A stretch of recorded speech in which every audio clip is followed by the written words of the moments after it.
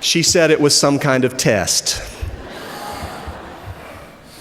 Tell me whom you love, it has been said, and I will tell you who you are. Love story number 3, the mother and the glass. On December 7th, 1988, a massive earthquake hit Armenia. In its aftermath, there were many tales and pictures of horror coming out of that region, but there were also remarkable stories of love and bravery. Among these were the heroic acts of Susanna Petroisen. Susanna and her 4-year-old daughter survived the initial quake, only to find themselves entombed in the remains of an apartment building.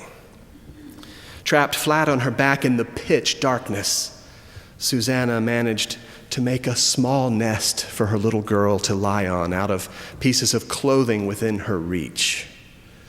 Miraculously, her searching fingers encountered a jar of blackberry jam, still intact.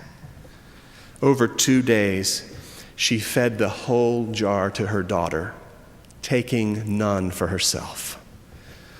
But still, they were trapped. No help came. Numbed by the bitter cold, weak from lack of food, water, unable even to move, Susanna began to lose all hope for herself. Yet her determination that her daughter would survive remained strong. Fading in and out of consciousness, Susanna was repeatedly roused by her daughter's plaintive cry, "Mommy, I'm so thirsty." Her child's need kept Susanna going. Finally, lying in the darkness, Susanna recalled a survival story told by some Arctic explorers, telling how they had slashed their hands and given their own blood to an injured member of their party dying of thirst. Reaching around in the darkness, Susanna found a shard of glass. She then cut her cold, numbed finger and gave the precious drops of liquid to her suffering daughter. It was an act repeated again and again and again over the next few days, using her own blood to keep her daughter alive. She kept herself alive so that she could perform this act of survival for her daughter and ensure her survival. On the 8th day of entombment, they were found and rescued. The daughter was fine. The mother, barely alive, had survived only because of her love for the child.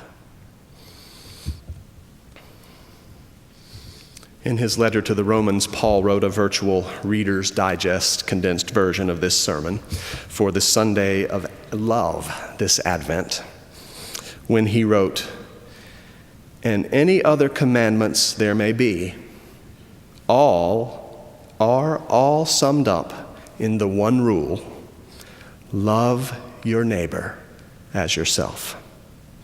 Love cannot wrong a neighbor." Amen.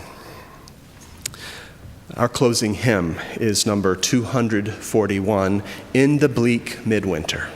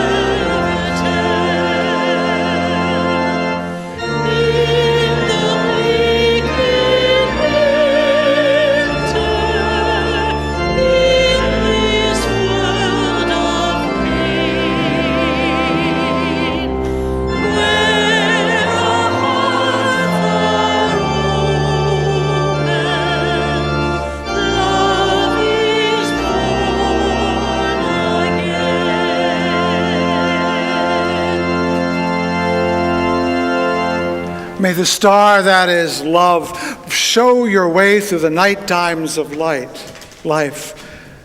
May the rose that is love fragrance your world and give it pleasure and joy.